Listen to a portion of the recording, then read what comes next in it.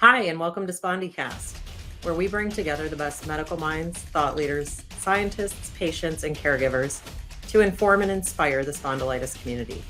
I'm your host, Jill Miller, living my best spa life, knowing that how we meet today has the power to change everything going forward. Hi, and welcome to SpondyCast. Today, our guest is Dr. Larry Payne. He is an internationally respected yoga teacher, author, and founding father of yoga therapy in America. Dr. Payne co-founded the International Association of Yoga Therapists, now in 50 countries, and the yoga curriculum at the UCLA School of Medicine. He is also the co-founder of Yoga Therapy RX and Prime of Life Yoga programs at Loyola Marymount, the corporate yoga program at the J. Paul Getty Museum, and the original back program at Rancho La Puerta. In 2000, he was the first yoga teacher to be invited to the World Economic Forum in Davos. Super cool. And in 96, he performed the first documented headstand at the North Pole. He founded Samata International Yoga and Health Center in LA in 1980, where he continues to teach groups and individuals. And Dr. Payne is the co-author of the international bestseller, Yoga for Dummies, Yoga Basics, Yoga RX, The Business of Teaching Yoga, Yoga Therapy and Integrative Medicine. And he is featured in the Prime of Life Yoga and Yoga Therapy RX DVD series and globally online at Yoga International. Most recently, he is the author of the AARP's Yoga After 50 for Dummies, and his website is samata.com. Welcome. Thank you. Forgot to say that I was a legend in my own mind. I think you're a legend in everyone's mind. Goodness. I usually try to truncate some of the bios, but this is like, you have transcended. I've been doing it a long time. And I got a little lucky. So glad you're here. Thank you. It's a pleasure. And you're wonderful. And thank you. So we're going to talk about yoga and its impact, positive impact on managing spondyloarthritis. So as we get kicked off, I'm a huge yogi, so we can get into some of that. But let's talk a little bit about, just out of the gate, our community is the spondyloarthritis community, and how can yoga help people manage their symptoms?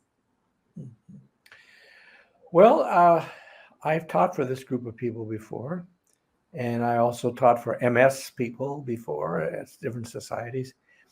And the one thing that yoga really has that the other people don't focus on is the breath.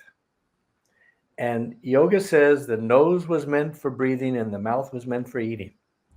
Now, I'm sure there's some exceptions to that. Some people can't, but I'd say 95% of the people can breathe through their nose. So that's the first thing to start off, is that you need to link up with your breath. Then you link up with your mind, and you want to be in the moment, and then the body follows. Now, there are thousands of yoga postures, okay? But this is what we know, because I had the honor of going to India when the greatest masters were alive, starting with the great Krishnamacharya, who taught Iyengar, Tabi Joyce, Deskachar, Indra Devi, all those names that you would know if you're a yogi.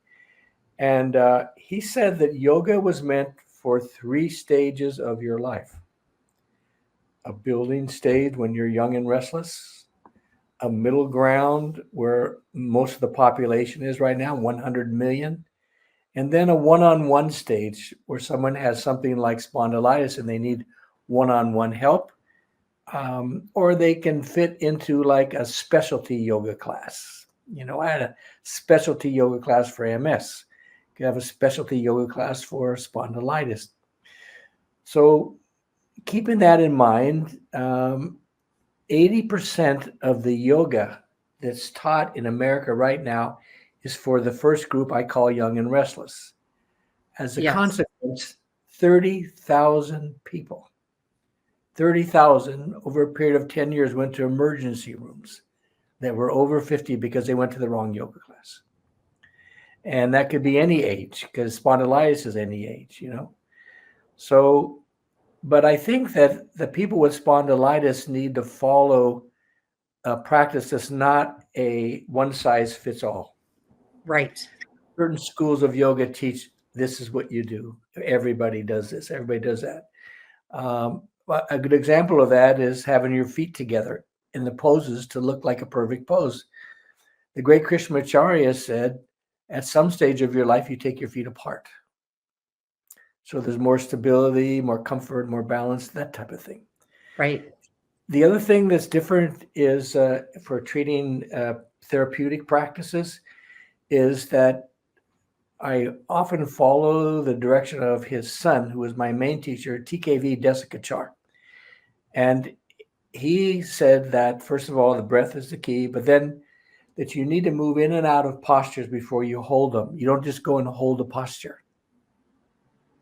And that sets up something that prepares you to reach your spine. And the technical name for this concept is called proprioceptive neuromuscular facilitation. That's why we call it PNF, because it's too hard to say it. Okay. It means if you move in and out of a posture before you hold it, you can go further and more comfortably. You don't just force yourself to hold a pose. You move in and out. You decide if you want to bend your knees and arms to accommodate the pose, especially people that have spondylitis. Sure. And I think somebody said to me once, it doesn't matter how far you go, you still get the same benefits. Well, in a way, you could say yes. But I think as you're trying to get into these, is that right? As you're trying to get into a posture, you have to find what works for you. Absolutely.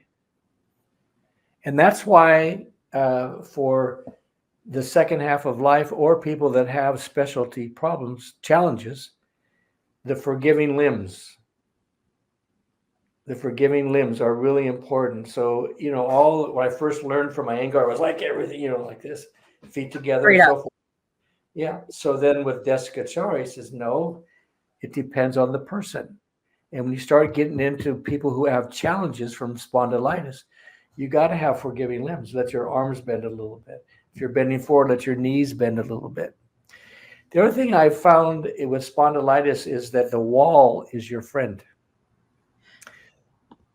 For instance, like when people do cobras on the ground, pressing up, that's a lot of, direct strain. If you go to the wall and put your hands on the wall and then arch back from the wall, it's much more forgiving to your spine than if you're blocked on the ground and try to push up. Interesting. Okay. So breathing and then finding your own way are two ways. Forgiving limbs. Forgiving limbs. I like that. Yeah. Let me pause here. We're going to take a little detour off into the weeds for a second. I forgot to ask you. Yes. What made you get into yoga? It's trippy. I was the West Coast manager of advertising sales for McCall's magazine. Okay. And in that field, the more you do, the more they give you. There's no hours. And they just keep piling on. I was making a lot of money. And then I started getting twitches and my back started really bothering me. And every couple of years, they take the top salespeople off to an island, rah, rah, rah, try to get you to do more. So it was one of those, as I was always the top salesman. And we went to this island and I looked around and every person in the room, including the manager of advertising in New York, had a twitch. And then they passed out baseball bats that were small with a plaque that said, "Nice guys finish last." That was the moment I said, what am I doing here? So when I came home, my running partner, Bill Grant, said, why don't you come to this yoga class my wife goes to? Like, I don't want to go to yoga, So I went, and fortunately, it was an older woman who was very, kind. Her name was Renee Taylor, and she helped Indra Devi, who was a big yogi, write her first book. And I said, I can't possibly do what those people are warming up with. She said, just do it. You can at the end. You'll be surprised. She gave a 15-minute relaxation. That's long. When I opened my eyes, I had no twitches. My back problem was gone. I felt like I'd been smoking something. I was really high, and Yeah. it lasted for 5 hours. I went immediately to where I lived and found a yoga teacher there and did not stop for a year until I left and went to India. Wow. That's amazing. I remember the first time I got the yoga high, it was like 2000. And I came home from a yoga class Yeah. and Black Hawk Down, the movie was, of all movies, was on the TV. And I was like, I'm yoga high as a kite. There is no way I can watch this. And ever since then, it's weaved in and out of my life at different stages. So, okay, thanks for that. Now we'll get back to regularly scheduled programming. Just one other thing to mention Yeah. about that.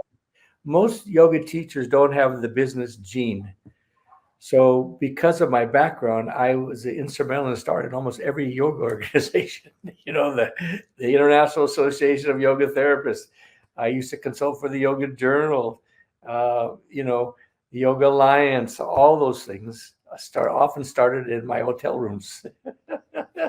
With some great people like my friend Richard Miller, who co-founded the Yoga Therapy Association with me, Judith Lassiter, the late Yanni Chapman, some Nichla Devi, whole bunch of those people who are now around my age, which is late 70s, and it's kind of nice to look back and see where things are going. But the main thing I want to say is that there's no one size fits all. Right. In some school, it's okay to learn that when you're young and really flexible, but once your body starts to change.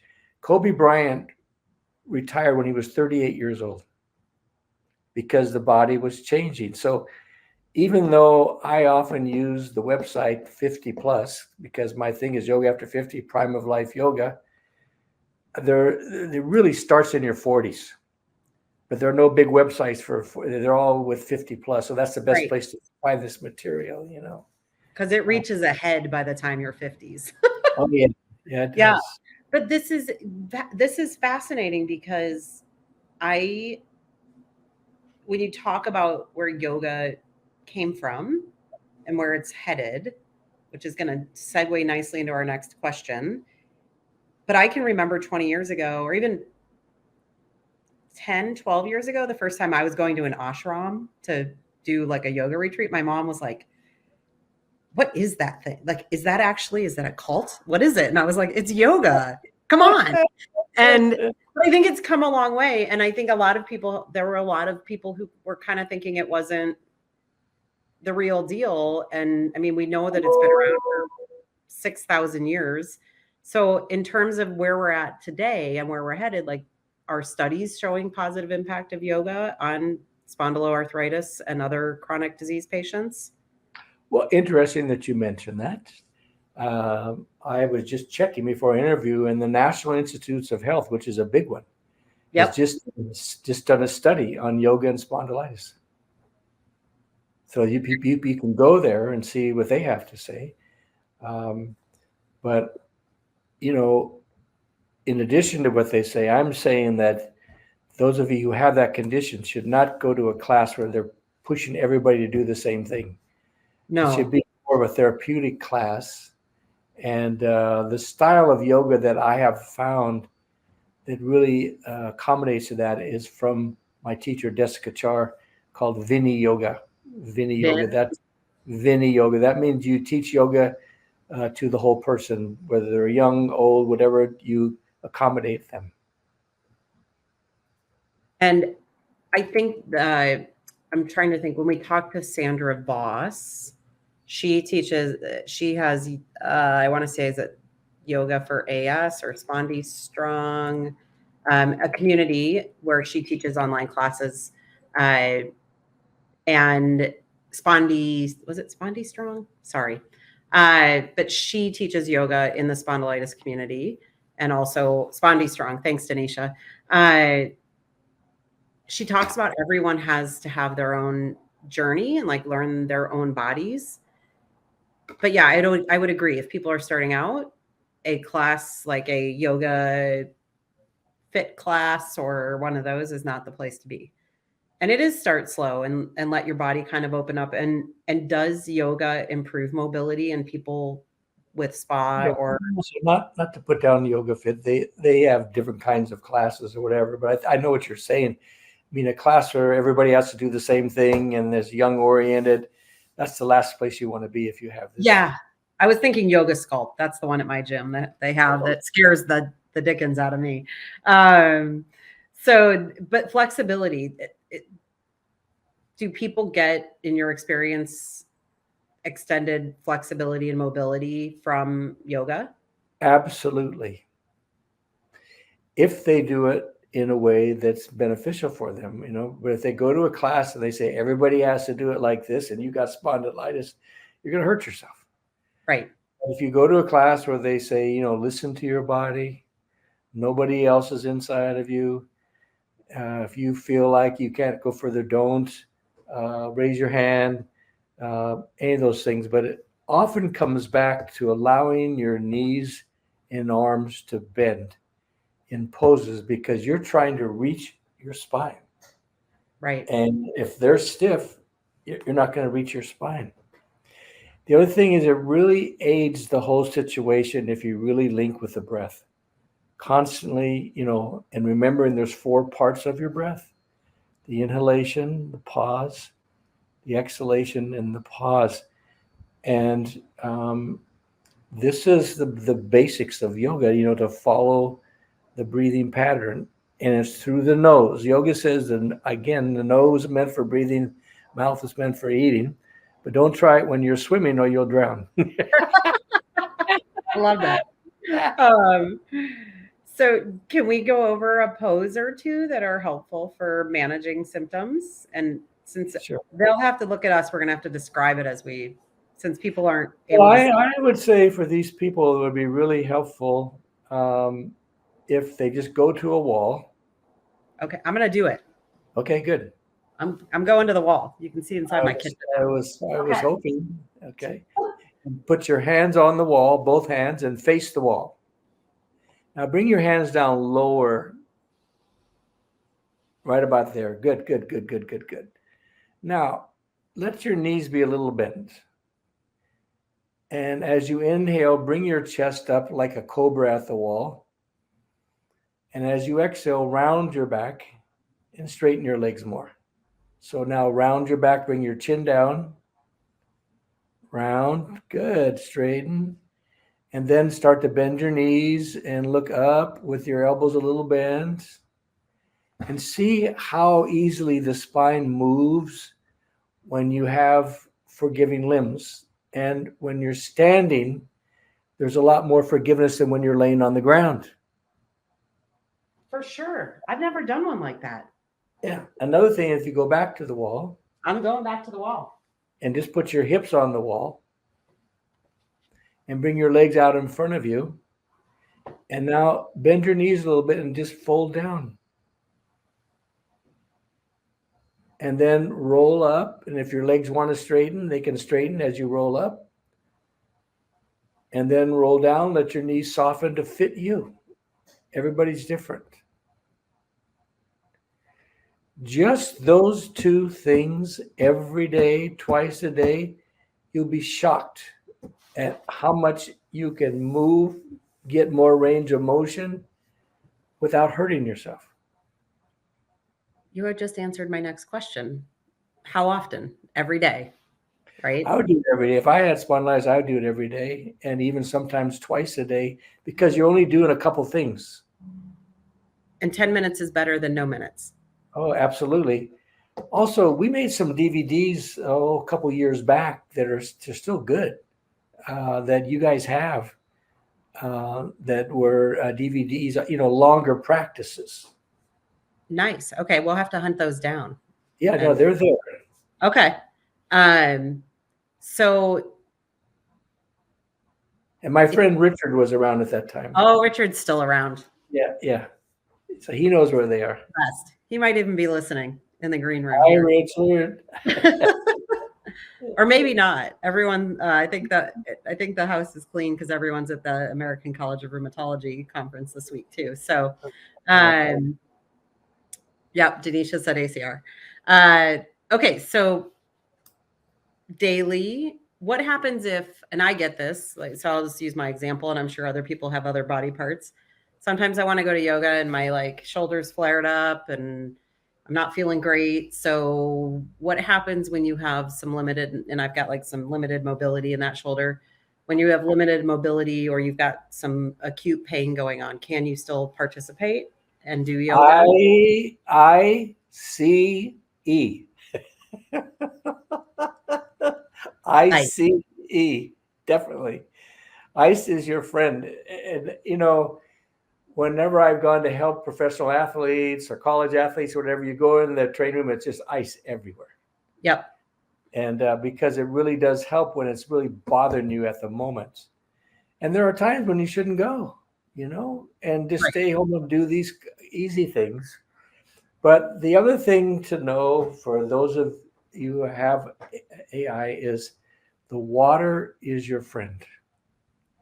You are 8 times lighter on your joints in the water than when you're on the land. And so just moving in the water is much more user friendly for you. So, you know, I would try to include that as part of your training. And it doesn't have to be the traditional crawl, you know. There's so many things you can do in there. And there's a friend of mine who has the best book ever published on this. It's called The Water Power Workout.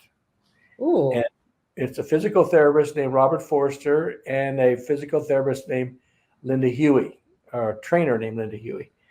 And her name is spelled Lynda, and the water power workout is phenomenal. So people that have a little bit of a hard time moving on land move easier in the water. Yeah, the water is great. When I flare, I will switch to water aerobics and not the gym piece of my life. Here's an interesting factoid about the water. There are a lot of women that are over 40 that don't want to go in the water because it messes with the hair dye. Oh, yeah, I've had that. I mean, I have a lot of hair. There's got to be a bathing cap that works, you know? Yeah, I don't think we ever go underwater, really, when we do. Maybe. But yeah, I'm with you. And I put in the hair cap, and then Yeah. There's ways. One thing there's got to be a way around it. But I'm just saying, in addition to yoga, which is, you know, yoga therapy, especially what we're talking about, or yoga for a certain category of people, you know, the water is the next thing that's your friend for sure. Yeah. Yeah. My experience was I found the therapy pool or just the regular swimming pool. I used to take painkillers and I realized it took me an hour and 15 minutes to get a painkiller to kick in. And one day I realized I can leave my place, get to the gym and be in the pool in less than 20 minutes. And I was like, and the pain goes away, right? So that was how I moved through that. But okay. So is there any risks, or what are risks that could be associated with yoga and someone with spondyloarthritis? Absolutely. Going to the wrong yoga class. You know, absolutely don't even consider doing inverted postures like the headstand, shoulder stand, all those things. The one thing I have found for inversion that's very user-friendly is to, you know, if you can purchase a yoga bolster is one thing, but you can also just use a block, yoga block, a spongy one, you know, or you can just take a couple pillows off of your couch and park your hips on the bolster or the hips, your head down, and just bring your legs up straight up. And so that's called a half shoulder stand or Viparita Karane. And there's some amazing benefits if you can do it without it hurting you. You know, everybody's ankylosing spondylitis is a little different. Yep. But if you're able to lie on your back on a rug, you know, and prop your hips up and bring your legs straight up, half shoulder stand, there's a lot of wonderful benefits. But when you start trying to do handstands, headstands, shoulder stand, all that kind of stuff, people who don't even have AS get hurt doing that kind of stuff. So I narrowed mine down for over 50 to just this supported half shoulder stand. And, you know, when your feet are above your heart, the venous return blood goes with gravity instead of against gravity. So your heart says, thank you very much, sends a text message to your parasympathetic nervous system that says, chill. Also, having your feet up like that is good for your digestion. And not to mention the circulation in your legs. I love it. And you can do that on the wall too, right?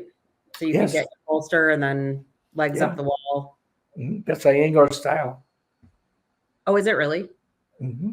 Huh, interesting. So if you already have a treatment for spondyloarthritis and you're cruising along, is there a good way to just begin incorporating yoga, or are there other things you should be doing? When you say you've already have a treatment, what does that mean? So maybe you're already using a biologic, or you're already maybe going to the gym, but you're still having some pain. Is yoga something you'd want to add on top of maybe strength training? Absolutely, but I would also take out the one that's bothering you. In other words, you say, I'm going to tough this out, and you're going to the gym and you're doing a bunch of stuff there that doesn't feel good. You know, your own gauge is pretty good about what feels good to you. And if you're doing a practice at the gym where they're cranking you really hard and it doesn't feel good, that's not going to go well with your ankylosing spondylitis.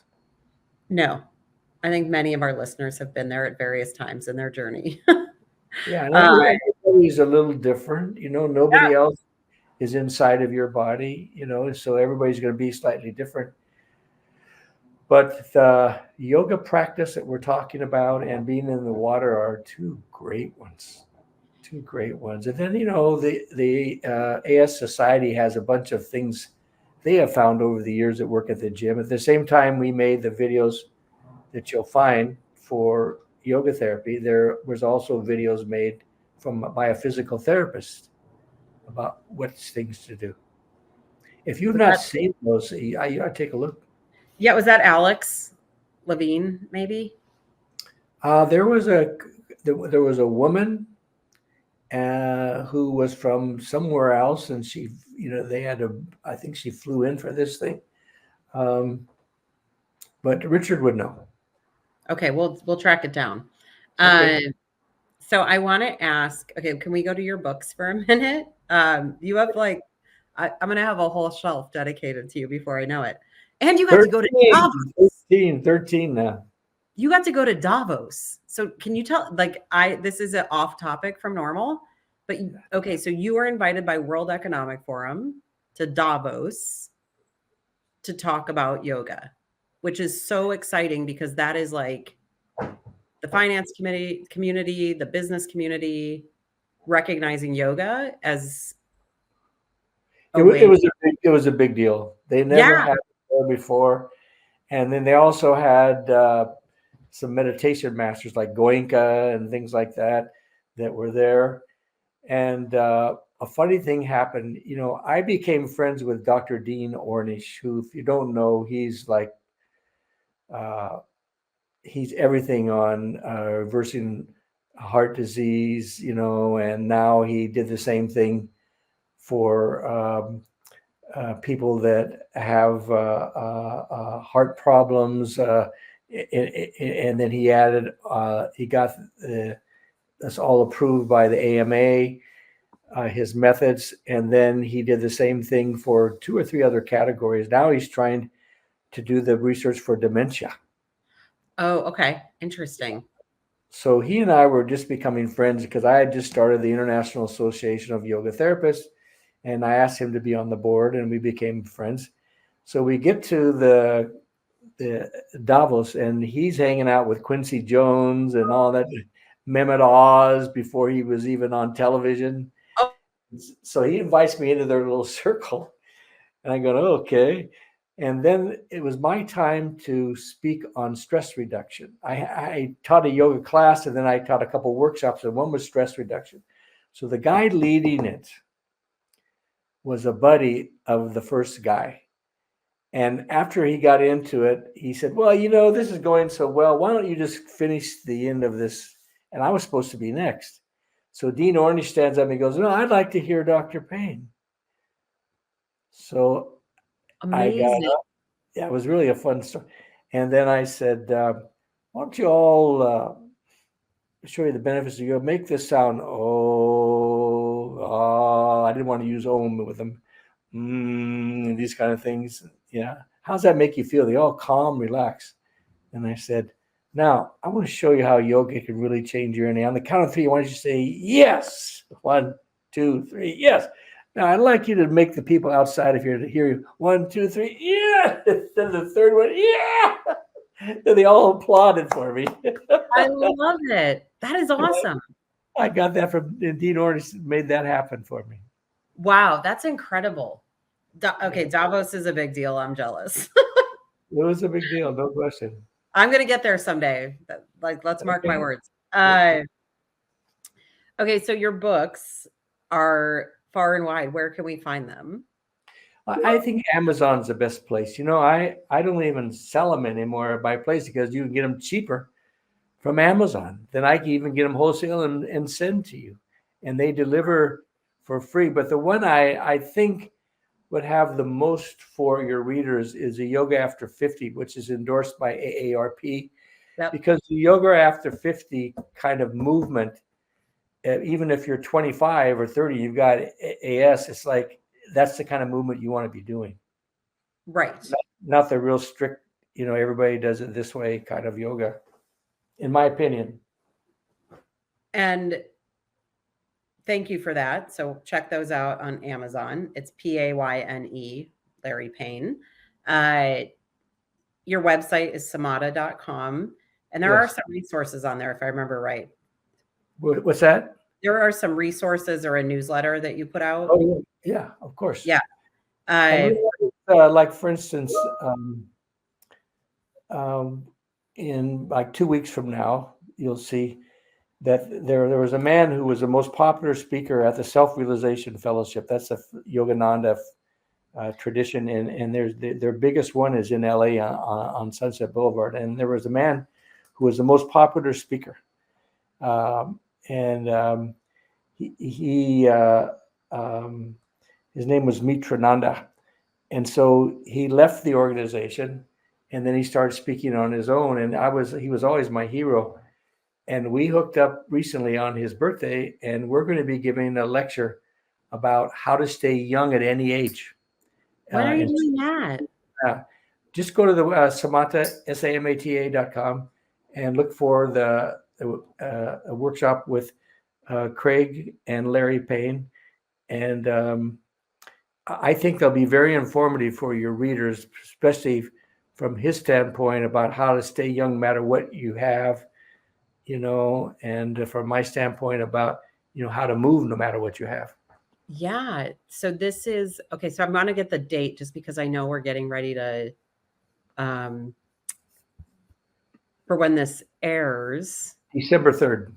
December 3rd. Okay. The Sunday is on Zoom.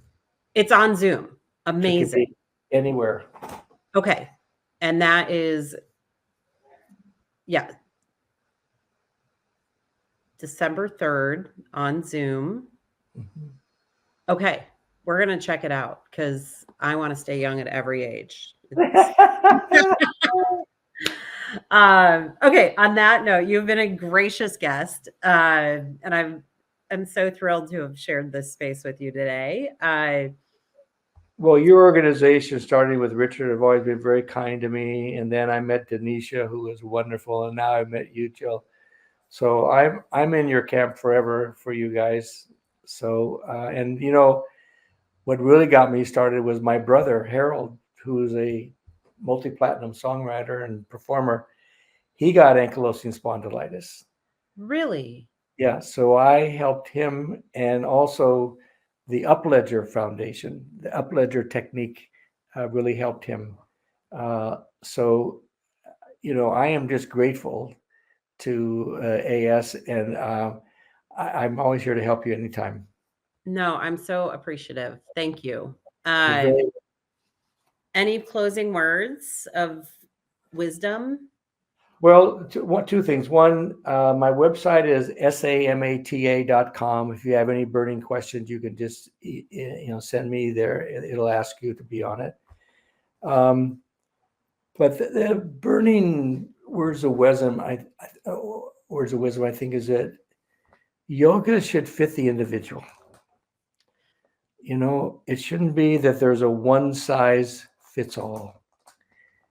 My teachers said that's not correct, and the only way that came about is that they were teaching to large groups of people, and they started off teaching kids when they were really young. So they have these 3 segments of your life, and they have Sanskrit names and so forth and so on. But one is a building stage. The other is the maintaining stage, where most of us are at. And then there's the one-on-one stage where you need help, one-on-one. So don't go into a class that just feels intuitively, this is not for me. I've told people to sit out in front of a class and see who comes in and out of it. Yeah. Just to see what the energy is like of the people coming in and out of the class.